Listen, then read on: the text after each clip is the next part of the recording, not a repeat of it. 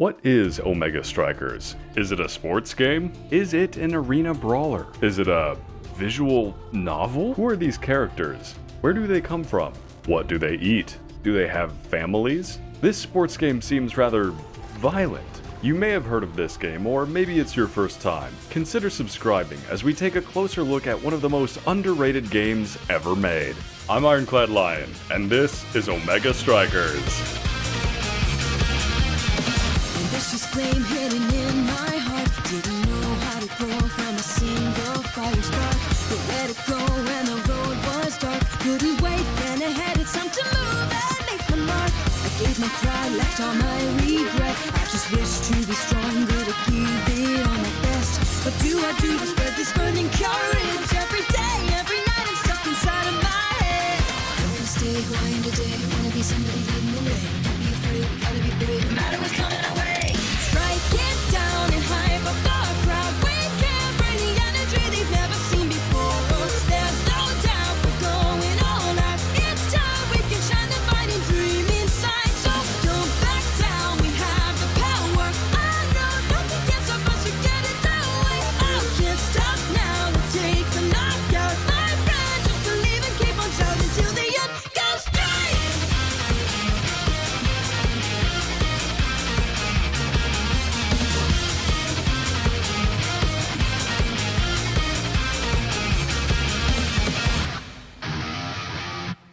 An anime opening by Studio Trigger? Oh yeah, we're just getting started. I'm just getting started.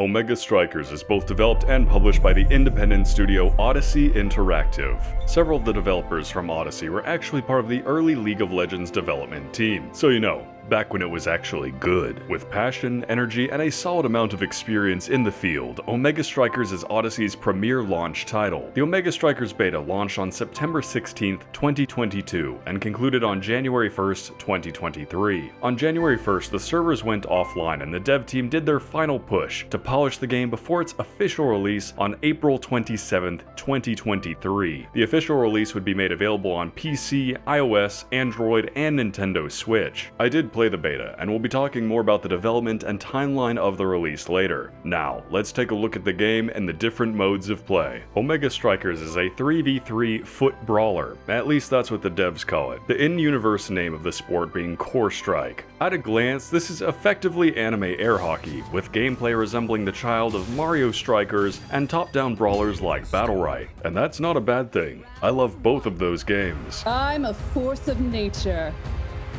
In the normal game mode, points are earned by scoring goals. 3 points wins a set, and winning 3 sets wins the match. Between each set, players will take turns selecting awakenings in a draft system. Awakenings are essentially perks, which we'll talk more about in a bit. Ranked mode is identical to normal, with the sole exception that each team may ban a single character of their choice. These bans happen simultaneously, so each team might ban the same character. For both normal and ranked, character selection is quick, with both teams having a limited time to select characters. 1 of 2 starting awakenings, and a piece of gear depending on their position. Characters within each team must be unique, and duplicates are allowed between teams. And of course they changed the rule set shortly after I write that. As of Season 3, all characters in a ranked game must be unique, with each team taking turns selecting their characters. While this does provide increased variety between ranked matches, it also means you'll need to learn more characters. Quick Match, on the other hand, has a simplified rule set. All players will have access to a randomized set of awakenings from the beginning of the match, with no additional awakenings granted. Since there is no need for drafting stages, there are no sets in Quick Match, with the first team to 5 points winning. Those are the 3 base game modes, but there are more. A practice mode for training, custom games with custom rule sets, and even special event game modes. But before we look at those, let's look at some of the core mechanics. And speaking of the core, that's the name of the disc flying around the arena, and what you have to put into your opponent's goal. The basic way of interacting with the core is striking it. I'm going to use PC controls as reference because that's the way we do things around here. Left clicking is your strike. The strike area is a circle around your character, and you'll hit the core in the direction your mouse is pointing. This means you can actually hit the core slightly behind you, as it's dependent on your character's location, rather than which way the model is facing. Also, we move around with WASD. If I find out you've been using MOBA controls, we can't be friends. Couldn't you just spam left click, you might ask?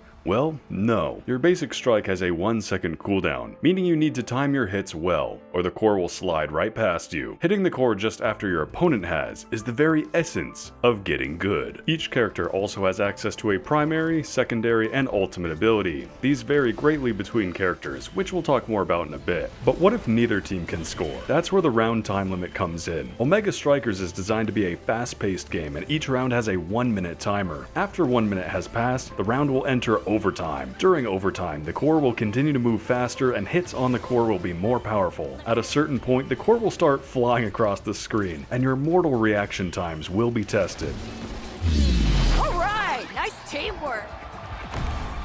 You also may have noticed the number over each character. You level up throughout a match by striking the core, collecting orbs, scoring goals, making saves, and knocking out opponents. You start out at level 1 and max out at 10. Your level influences your power, augmenting hit strength, stagger, and boosting your movement speed. Oh yeah, stagger. Something resembling a health bar. As you get hit by abilities and potentially map hazards, you'll take stagger damage. If your bar fills completely, you'll become staggered. While staggered, you become extremely vulnerable to knockbacks, and it's very likely you'll get targeted for a knockout. Knockouts happen when a player gets hit off the edge of a stage. While this often happens after a stagger, you can get knocked out at any time. Goalies have a goal zone that reduces the damage and knockback they take, as shown by the darker ground on the map, but otherwise are still fair game. How might you heal if you are getting beat up? While stagger slowly regenerates over time, one of the primary ways to heal is collecting orbs. Orbs will spawn periodically around the map. Controlling and collecting these orbs is essential to getting the upper hand, as they provide experience, energy, and heal stagger. Orbs create an additional layer of gameplay to every match and reward clever tactics without the need to farm minions for the 1000th time. You can guard them to help wounded teammates or use them as bait to hunt weakened opponents. Core Flip. This is a universal anime game-changing move, where any character can flip the core into the air, then send it with a powerful hit in whichever direction they choose. To charge your core flip, you need to build up your meter, similar to a fighting game. You can also use a portion of your meter if you need to avoid a big attack. But once your meter is fully charged, you'll use your core flip. Flip-a-flapping. Nobody's gonna get that reference, are they? Core flip can be used both offensively and defensively. Since I mostly play goalie, a surprise core flip into my own corner is a great way to both defend and score some flashy goals.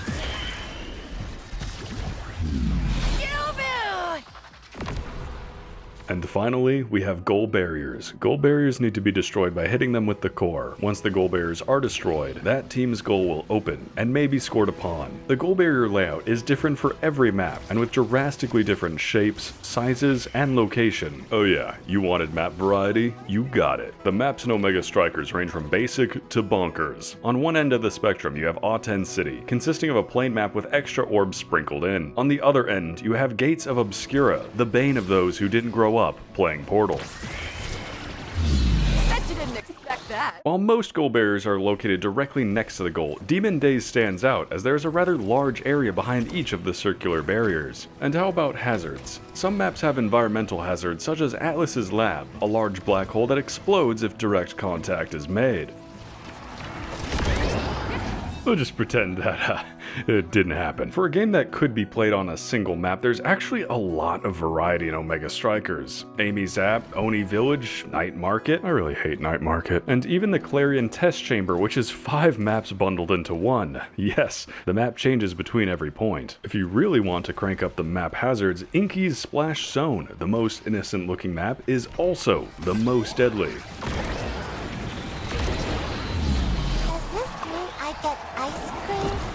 But how do we become more deadly? With gear and awakenings. Let's start off with gear. Gear is chosen at the start of each match and is separated by position. Forward gear is either movement boosting or brawl boosting. Goalie gear is a bit more powerful and diverse, allowing the goalie of each team to specialize. The drawback being that goalie gear loses its effect if your goalie crosses the midline of the field. So no being cheeky and switching positions, unless you really know what you are doing.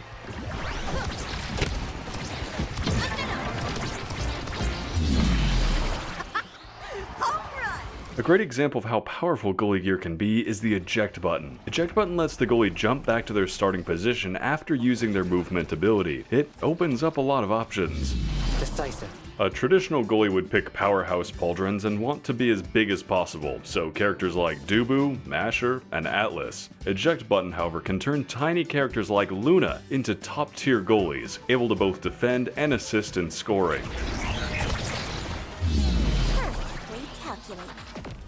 Awakenings differ from gear in that their availability will vary between matches. Each awakening can augment your character in some way, and combining multiple awakenings is how you achieve bonkers power levels. There are a wide variety of awakenings, only a selection of which are in rotation at any given time. Odyssey has done an excellent job at shuffling, changing, and adding new awakenings into the mix with each update. Oh, her? That's Sony, Odyssey's intern. She does the patch note videos. We'll have another Asher buff just like last patch, so your Asher means can stop following me home.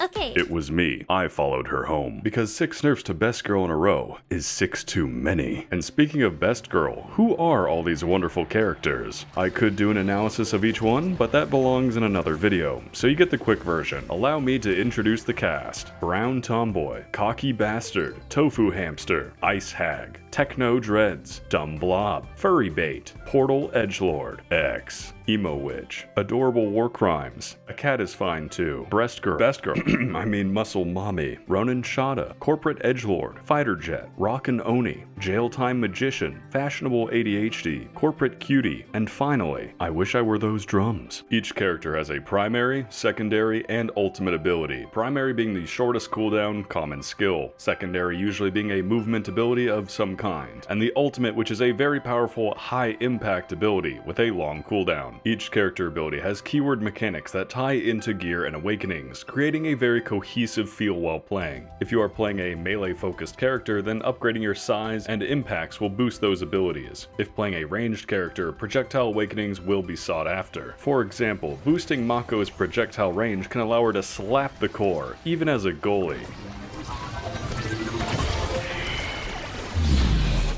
And while abilities define a character from a gameplay perspective, there's a lot more to these designs than you'd expect. Why yes, I did want to know every character's height, birthday, and likes. How did you know? Also, what the fuck is CM? Give me a second. 6'3"? Woo! Did you know that Asher started an illegal betting ring to support her huge family? All right, place your bets. Did you know she got caught and entered Pro League Core Strike to pay off her debts? Ah, looks like you just lost that gamble. Or that in the amateur league she met Luna and Juno, who reminded her of her younger siblings, and together formed Team SSR? Juno, Luna, I'll take us all out for ice cream after this one. And how about that voice acting? Another really surprising piece of Omega Strikers is that every character is fully voiced. Not only is the casting excellent, but there's a lot of passion being put into some of these lines. Listen, Luna, if anyone says anything mean to you, send them my way. In addition to the knockout and goal voice lines. Ha, let's go! And character selection. Thanks, I guess.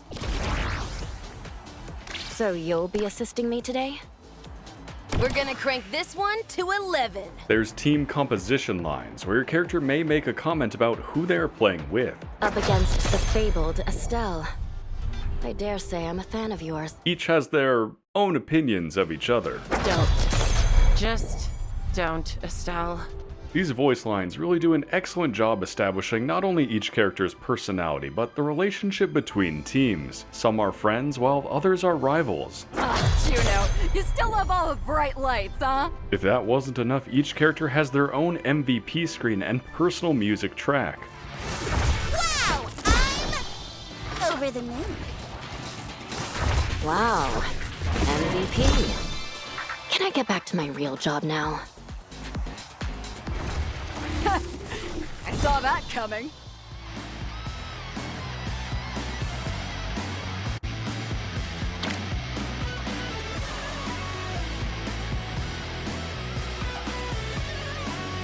A few bangers in there. It's not only the sick beats that make Omega Strikers a pleasant experience. The entire sound design, from the main menu music, user interface feedback, and in-game ability sounds all create a very cohesive soundscape. Let's give it a quick listen.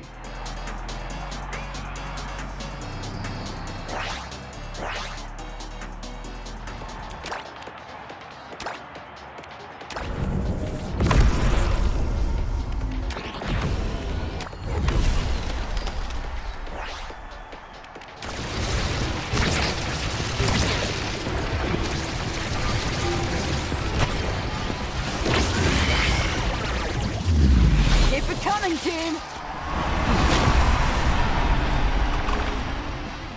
Pretty groovy. Skins. Yeah, I gotta talk about some of these. Being free to play and heavily character focused, skins are an essential part of the game. The detail in these skins is what I'd like to highlight though. While there are more simple skins that are just recolors, a majority of the skins available completely overhaul the character. New visuals for the 3D model, new artwork, sound effects, and visual effects on abilities. For example, Dubu's default special tosses out a wall of tofu bowls. When using the white tiger skin, the tofu bowls become a bamboo wall, and when using his officer skin, the tofu bowls naturally become donuts. Oh, and his log throw, a hot dog. Some of these skins are really well designed and might leave your mouth feeling a little dry, a little parched, a little...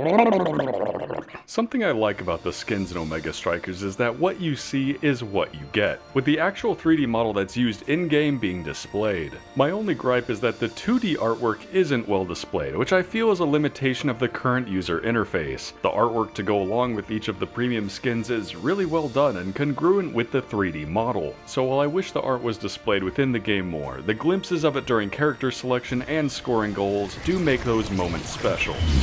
Clean, as always. And when it comes to special moments, premium skins get their own MVP animation. I saw that coming. Thanks. Really? MVP? Since we're looking at art and ways to express yourself, let's talk about emotes. Emotes are not only adorable little art pieces, but they are essential to the game. You see, Omega Strikers does not have in-game text or voice chat. They have text chat in the lobby, I guess, but while you are playing, the only way to communicate is emotes. Your emote build is essential to survival. There's this quick message circle, but that's way too formal, and a great way to upset your team. Now, I've carefully studied the emote meta, and I've broken them down into 3 elemental types: fun, morale, and banter. Fun type emotes show how much fun you are having and are a natural counter to morale types. By displaying how much more fun you are having over your opponents, you will dominate the battlefield. To counter fun, you can use banter type emotes. Banter can easily destroy fun types, however, are very dangerous and controversial. Used suboptimally, they can destroy the bond between teammates. The counter to banter is the morale elemental type. Morale boosting emotes keep your team strong and in fighting condition. Used effectively, you can parry a banter type for a surge of power. Your emote loadout consists of 5 slots, each more precious than the last. As an example, I use a hybrid morale fun build, consisting of the essential Juliet Heart, Asher Cheer, Asher Shy, Mako Drums, and Asher Pog. The emote arsenal is vast, and each character has strengths in different elemental types. Juliet being strong in the morale category, while Estelle is strong in light banter. Be wary, if you come across either of the 2 forbidden emotes, Inspector or Free Cat, prepare yourself. Wielders of such dark banter are not to be trusted. In addition to emotes, there's also what are called expressions. These are special character animations. There are 2 per character, with 1 being positive and 1 negative. They're relatively easy to acquire and spice up each character. They are also quite spammable, which is fun. Monetization. Let's establish the currencies, of which there are 3: striker credits, style points, and Audi points. Striker credits are for buying strikers, earned through playing the game and completing missions. Missions. There are daily, weekly, event, and seasonal missions. These are pretty straightforward. Complete the mission and earn your reward. Style points are mostly used to unlock emotes and expressions. They are earned in slightly different ways, such as Affinity and the Striker Pass. Alright, let's go over both of those while we're at it. Affinity. Each character has an affinity track, also known as the devotion meter. By playing a specific character, you can progress along the affinity track, unlocking currency as well as unique cosmetics for the character such as nameplate, emotes, special idol pose, unique title, and finally a golden background for that character. The nameplate and title can be used to customize your profile, as well as selecting an emote of your choice. This is what gets displayed when loading into a match. The Striker Pass. Using a battle pass system, which most of you are probably familiar familiar with by now, for the equivalent price of 10 USD you can unlock a lot of goodies. Skins, emotes, nameplates, titles, goal explosions, pretty much everything cosmetic in the game. What am I missing? Ah yeah, affinity tokens. These are tokens you use to boost the affinity track for a character. Getting affinity to the max for a character can take quite some time, so saving up affinity tokens will make that process faster. The simplest way to acquire tokens is doing the daily mission. Play the chosen character in a match, you get 1 token. You can also acquire tokens through the Striker Pass and events, but those are rare. Goal explosions. These are also exactly as they sound, custom effects for when you score a goal. There are quite a few to choose from and can be individually assigned to your character. Some of the effects are quite dramatic and can change the entire field. When it comes to buying the most premium of cosmetics, that's where Audi points come in. This is your premium currency and is necessary to buy premium skins and goal explosions. I have to say, I like this style of monetization. It's as it should be. Fair prices and great transparency in transactions. You know exactly what you're getting with no randomness involved. No loot boxes, no gambling, just pay for what you want, and otherwise play the game to unlock things. I've tried to play gacha, but I'm not into waifu gambling simulators. I want to play an actual game, and so I respect Omega Strikers for not only being a fun game, but having fair monetization with character designs I can get behind. Adding a little spice to the mix, I'll touch briefly on special events. Omega Strikers has hosted several events, often including altered rule sets or even special event maps. Although I've participated, I sadly don't have footage of much since they were limited time events, but they might bring a few back, so check out these maps. Instead of the standard left to right format, these maps take a wildly different approach. Corner Pocket, for example, has 2 goal openings on each side, located in the corners of the map, creating a drastically different playfield. Most events have been relatively simple, in which you choose a team, accompanied by an emote, and score points for your team by playing, with the winning team's emote unlocked for all players, like Juno in 4 different boba tea flavors. Adorable. Milk tea, gang? Even got some appropriately flavored skins in the store. But there's one event that absolutely demolishes the others, and that's Summer Splash.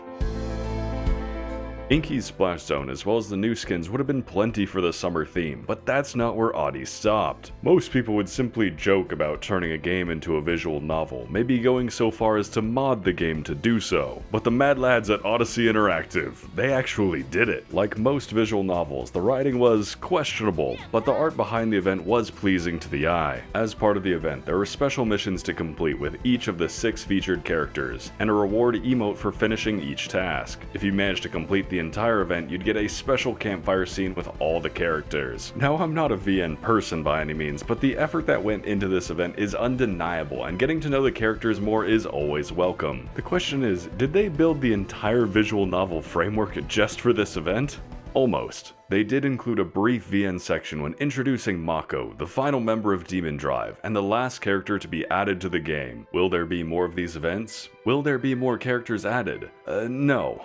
At least, probably not. Which brings us to critiques. I'll touch on a few direct game issues that could be improved, but also some bigger design choices, especially during development, that have impacted the game. The good news is that since beta, the game has come a long ways, especially when it comes to the user interface and overall feel of the game. As you can see in my early footage from the beta, the game didn't look bad, but it certainly could be improved upon, with UI elements scattered over the screen. Compare that to the full release, and you can see how much the game has improved. The Game Start Versus screen being an excellent example. This is a fantastic, clean design that shows off the best parts of the game. However, not every part of the user interface received this professional treatment. Some areas have simply gone ignored and seemingly untouched. The best example is in profile customization, changing your title and especially your nameplate. You are greeted with a gigantic scroll bar and only tiny previews of each nameplate. Now, you could argue that these are areas of the game you are not going to spend much time in, which is true. However, these little things go a long ways in creating a cohesive experience for the player. Most of your time in Omega Strikers will be spent in-game or waiting for a match. It'd be awesome to mess around in the training mode while you wait for a match, but I understand those things can be tricky to implement. When it comes to the actual gameplay, I don't have many critiques, besides that I fucking hate Rasmus! The game plays well, with balance being to a point that every character feels viable. Some characters have obvious advantages depending on the map, but the uncertainty see in Awakenings means that a variety of team compositions are possible, keeping the game fresh. So the maps, characters, and gameplay are all solid. So what makes Omega Strikers one of the most underrated games? What exactly is putting people off from playing it? For this and other topics which you'll hear about in a bit, I conducted an interview with Odyssey Interactive's community manager, Aesop. When asked about how the game could be improved, he had this to say. No, it's perfect.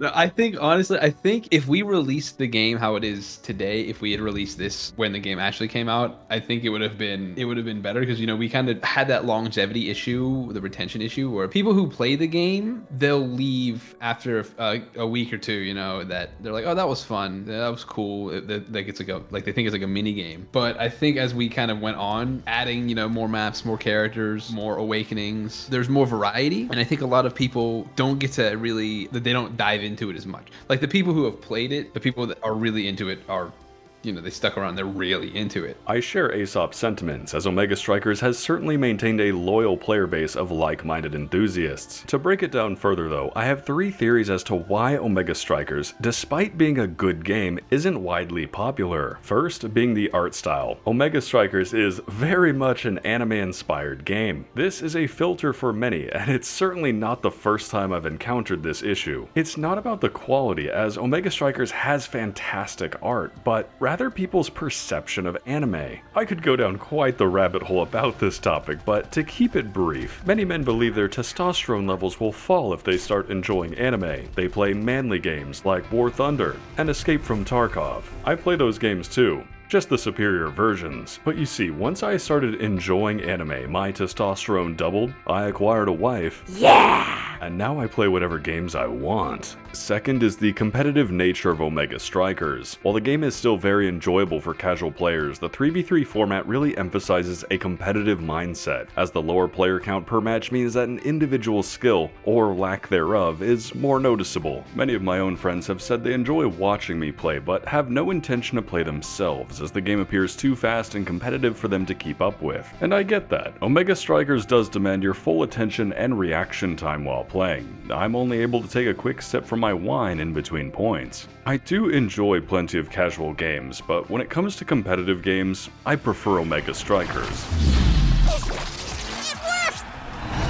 Not everyone wants that adrenaline rush, however, which limits the audience the game appeals to, bringing us to our final point, perspective. This might seem like a stretch, but stay with me for this. Omega Strikers went with a top-down perspective, although still uses 3D models. Keeping the entire playfield on the screen makes the game visually accessible, but it also gives the impression that Omega Strikers is an arcade game. The top-down perspective makes sense and has worked quite well for certain genres, such as strategy and management-style games. However, action games using a top-down perspective have struggled to appeal to large audiences. Again, because of the perception they feel like arcade or mini-games, as Aesop describes. Despite also being an amazing game, Battlerite had the same issue. But what's a more modern example? Helldivers, and it's probably the best example there is. The original game was designed brilliantly, and after almost 200 hours, I can confidently say it's one of my favorite games. But despite being an amazing game, it never achieved a large following. People just don't want to play top-down shooters, no matter how well they are designed. Compare that to Helldivers 2, which is almost the exact same game, but adapted to a third-person perspective, and you can see the obvious difference in player numbers. This is just to show that a change in perspective can draw a larger audience, with first-person being popular and third-person being the dominant choice, as it allows players of all skill levels to better interface with a game. There's a deeper discussion as to why that is, but let's just pretend my marketing and psychology degrees that are collecting dust are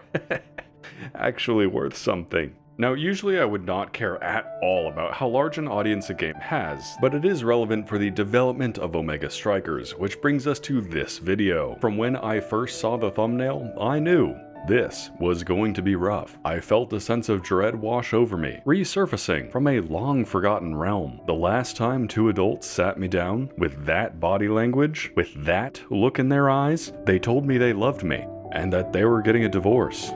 The summary is, Omega Strikers does not have the player base to remain profitable through continued development, at least not with a full-scale dev team. And this, my friends, is okay, because there are a lot of other important details that were mentioned in this video, which most of the community ignored whilst they were in "it's so over" mentality. Which brings us to the future of Omega Strikers. The game will still be updated in a limited fashion, and the servers will remain online. Even since that video, there have been several balance updates, Mako as a new character, Taiko Temple as a new map, as well as several great skins. But it goes further than that. One of the biggest statements in that video from Odyssey, and listen closely, is that any money spent on Omega Strikers content will also be granted as currency in their next game. I want to make a point that this is really uncommon in the gaming industry, and I appreciate such a bold commitment from Audi. I could be angry, but I'm not. It means we can enjoy Omega Strikers and still look forward to what Odyssey does next. And that's what makes Omega Strikers really stand out to me, is that it's not just a really enjoyable game, but it's also the people behind it. Odyssey has demonstrated that they are committed to making the best games they can, and I think they've done that with Omega Strikers. They've shown they're not afraid to try new things, introduce fun ideas, and execute them in the game, whether it's pushing a new emote through, no matter how silly it might be. You know, there's a lot of dumb emotes that I tried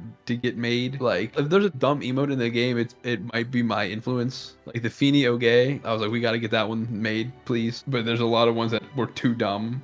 They were like, yeah. Or adding a visual novel to the game. They did not have to do this, but they did, and I think it's awesome to see developers having fun with their games. I truly think the best games come from passionate individuals, and talking to Aesop, I got a sense of how passionate the dev team is. That's really part, like, we all do, it's like, it's fun, right? Like, we are having fun. Everybody, we're having fun working on the game, we're having fun, like, we would playtest pretty frequently, you know, like, we'd have, like, company-wide playtests 2 or 3 times a week, and then every single day there's, like, a playtest for, like design. Like, there's stuff in our new games that I already have, like, a backlog of, like, tweets and videos of just, like, funny stuff that we've made serendipitously. They're like, oh, would it be funny if this happened? And we're like, oh yeah, that would be funny. And then we can't keep it always, but it's funny and it's fun and it's cool. Yeah, working video games in general is just cool. Odyssey is a young, energetic, and talented studio that has made one of the most underrated games ever made. It's not a game I ever knew I wanted, and once I played the beta, I thought, okay, I could dig this. This seems cool. And then I saw the trailer for Astra and I'm locked in. And so one of the biggest things I was wondering was, will we see more of these characters? With such great personalities and designs, I want to see more. We want to see more. And so I had to ask the important questions about their next game. Oh boy, I'm gonna get fired. It will be in the Omega Strikers universe. I can tell you that much, right? We're gonna have the Omega Strikers, we're gonna keep our characters. I'll tell you that much. What the game is, I can tell you that it's fun. We're actually working on a couple prototypes. They're both fun, but I can't tell you anything about them or I will not have a job. This is fantastic news, as I think the characters are one of the best parts of Omega Strikers. Looking over some of the concept art makes you appreciate just how much personality is in the game, how much depth, how much soul. The deeper I dove, the more I found. And that's how it feels to play Omega Strikers. There's not many games that get the full lion roar out of me, but this one, oh, it does. These are the moments in gaming I live for. Let's go! Go!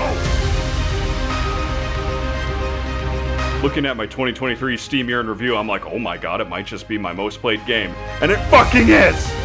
Getting to Diamond, making saves of legend, scoring goals praised by the gods! Oh, they just can't handle the thunder! And when it comes to things you might not be able to handle, I'm gonna let you in on a little secret. This game is free. It costs you nothing to download and play, and while I do recommend it on PC, it's on every relevant platform known to mankind. In fact, I'm surprised you're not downloading it right now. Got a group of friends, 3 for a team, 6 for a full match. And I say that because there's custom lobbies. You can play an entirely private match if you'd like. Seeing the development process, seeing how much love the Odyssey studio has for their game, it's the kind of passion you don't see very often. Omega Strikers is an amazing game, and I can't wait to see what's next for Odyssey. A studio I think is worth paying attention to. Getting to see the humble beginnings of Odyssey and their path to making Omega Strikers a reality is really inspiring. inspiring. My favorite piece from my interview with Aesop was actually talking about the trigger animated opening for the game. I expressed how impressed I was by the trailer and asked what it felt like to have everything for the game finally come together. I gotta agree. It's pretty sick. I think it was like it's so cool, you know, like everybody everybody here at Omega Strikers and Odyssey, we're all like just like nerds, right? And so like to see something that we're all super passionate about, and it's like our characters, and it's like Studio Trigger, it was like mind blowing, and it was like we're glad that everybody else kind of, you know, really vibed on it as well.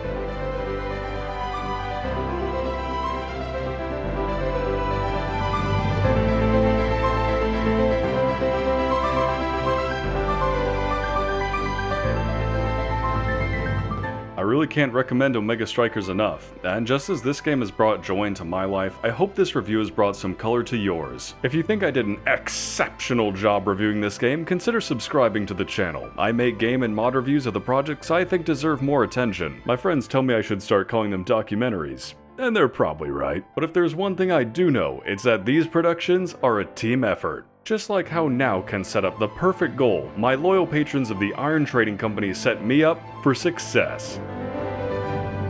Each and every one of them you see on screen provides the funding for channel assets, such as the music you are listening to. In addition to being the best people this planet has to offer, they also enjoy exclusive behind-the-scenes coverage of the video production process, as well as other benefits such as wallpapers of select thumbnail art. Speaking of art, shout out to Jesse Lee, Maddie Taylor Kenyon, and Cody Bunn for the 3D models of Omega Strikers,